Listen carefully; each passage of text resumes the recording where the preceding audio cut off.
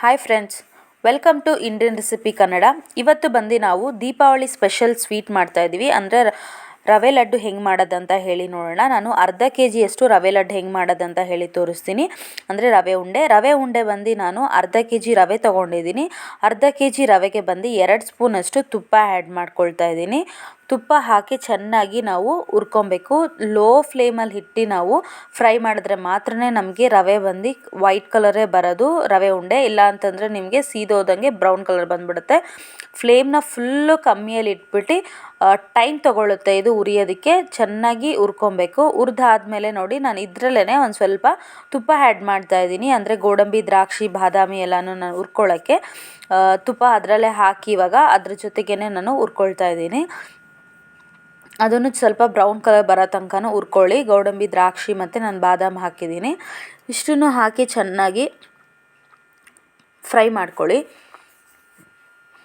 ರವೆ ಉಂಡೆಗೆ ಸ್ವಲ್ಪ ತುಪ್ಪ ಜಾಸ್ತಿ ಹಾಕಿ, ಅಂದರೆ ನಾನು ಫಸ್ಟ್ 2 ಸ್ಪೂನ್ ಹಾಕಿದೆ. ಅದಾದಮೇಲೆ ತಿರ್ಗಾ ಸ್ವಲ್ಪ ರವೆ ಫ್ರೈ ಆದಮೇಲೆ ಆವಾಗ ತಿರ್ಗಾ ಇನ್ನೊಂದು ಸತಿ ಲಾಸ್ಟಿಗೆ 1 ಸ್ಪೂನಷ್ಟು ಆ್ಯಡ್ ಮಾಡಿದ್ದೀನಿ.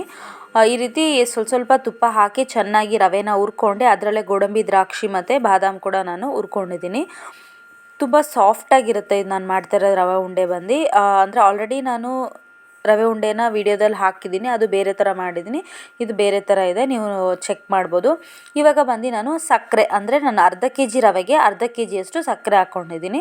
ಸಕ್ಕರೆನ ಬಂದು ಪೌಡ್ರ್ ಮಾಡಿ ಹಾಕಿದ್ದೀನಿ. ಪೌಡ್ರ್ ಮಾಡಬೇಕಾದ್ರೇ ಒಂದು 5ರಿಂದ 6 ಏಲಕ್ಕಿನ ಅದ್ರ ಜೊತೆಗೇ ಹಾಕ್ಬಿಟ್ಟು ನಾನು ಪೌಡ್ರ್ ಮಾಡ್ಕೊಂಡಿದ್ದೀನಿ.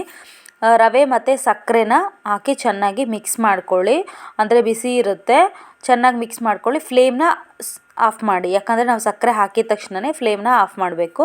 ಇದು ಬಂದು ನಾನು ಡೆಸಿಕೇಟೆಡ್ ಕೊಕೊನೆಟ್ ಬಂದು 1 ಪೌಡರಷ್ಟು ಆ್ಯಡ್ ಮಾಡಿದ್ದೀನಿ. ನಿಮಗೆ ಡೆಸಿಕೇಟೆಡ್ ಕೊಕೊನೆಟ್ ಇಲ್ಲ ಅಂತಂದರೆ ಏನು ಮಾಡಿ, ತೆಂಗಿನಕಾಯಿ ಇರುತ್ತಲ್ಲ, ತೆಂಗಿನಕಾಯಲ್ಲಿ ಮೇಲ್ಗಡೆ ಬ್ರೌನ್ ಕಲರ್ ಇರುತ್ತಲ್ಲ, ಅದನ್ನು ತೆಗೆದ್ಬಿಟ್ಟು ಬರೀ ವೈಟ್ ಪಾರ್ಟ್ ಮಾತ್ರ ತೆಗ್ದು ನೀವು ಅಂದರೆ ಮಿಕ್ಸಿಗೆ ಹಾಕ್ಕೊಳ್ಳಿ. 1 ರೌಂಡ್ ಮಿಕ್ಸಿಗೆ ಹಾಕ್ಕೊಂಡ್ರೆ ಒಂದು ಸ್ವಲ್ಪ ಪೌಡ್ರ್ ಥರ ಆಗುತ್ತಲ್ವ, ಅದನ್ನು ನೀವು ಬರೀ ಬಾಣಲೆಯಲ್ಲಿ ಹಾಕಿ ಚೆನ್ನಾಗಿ ಫ್ರೈ ಮಾಡಿಕೊಂಡ್ರೆ ಅದೇ ನಿಮಗೆ ಡೆಸಿಕೇಟೆಡ್ ಕೊಕೊನೆಟು.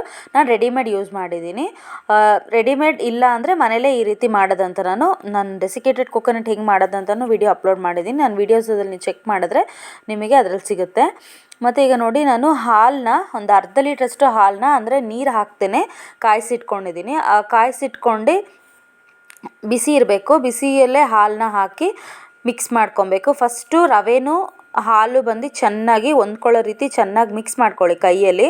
ಅಂದರೆ ಬಿಡಿಯಾಗಿ ಮಾಡ್ಕೊಳ್ಳಿ. ಅದಾದಮೇಲೆ ಉಂಡೆ ಕಟ್ಟಿದ್ರೆ ನಿಮಗೆ ರವೆ ಉಂಡೆ ಸೂಪರಾಗಿ ಬರುತ್ತೆ. ನೀವು ಹಾಗೆ ಜಸ್ಟು ಹಾಲು ಹಾಕಿದ ತಕ್ಷಣ ರವೆನ ಹಂಗೆ ನೀವು ಕೈಯಲ್ಲಿ ಹಿಡಿದ್ರೆ ಅದೇನಾಗುತ್ತೆ ಅಂದರೆ ಮುರಿದೋಗುತ್ತೆ. ಅದರಿಂದ ನೀವು ಫಸ್ಟು ರವೆನ, ಸಕ್ಕರೆನ ಚೆನ್ನಾಗಿ ಉದ್ರಾಗಿ ಮಿಕ್ಸ್ ಮಾಡ್ಕೊಬೇಕು. ಅಂದರೆ ಹಾಲು, ಸಕ್ಕರೆ, ರವೆ ಇಷ್ಟನ್ನು ಚೆನ್ನಾಗಿ ಮಿಕ್ಸ್ ಆದರೆ ನಿಮಗೆ ಉಂಡೆ ಕಟ್ಟೋದಕ್ಕೆ ಈಸಿಯಾಗಿ ಬರುತ್ತೆ. ತುಂಬ ಸೂಪರಾಗಿ. ಮತ್ತು ನಿಮಗೆ ಬಾಯಲ್ಲಿ ಇಟ್ಟಿದ ತಕ್ಷಣ ಕರಗೋವಂಥ ಇದು ರವೆ ಉಂಡೆ. ಅಂದರೆ ನಾವು ಸಕ್ಕರೆನ ಪೌಡ್ರ್ ಮಾಡಿ ಹಾಕಿದ್ದೀನಿ. ಸಕ್ಕರೆ ಪೌಡ್ರ್ ಮಾಡ್ದೇನೋ ಹಾಗೇನೂ ಹಾಕ್ಕೊಬೋದು. ನೋಡಿ ಎಷ್ಟು ಸೂಪರಾಗಿ ಅರ್ಧ KGಗೆ ಎಷ್ಟು ರವೆ ಉಂಡೆಗಳು ಬಂದಿದೆ ಅಂತ ಹೇಳಿ ನೋಡಿ. ನೀವು ಇದೇ ರೀತಿ ದೀಪಾವಳಿಗೆ ಟ್ರೈ ಮಾಡಿ ಫ್ರೆಂಡ್ಸ್. Thank you.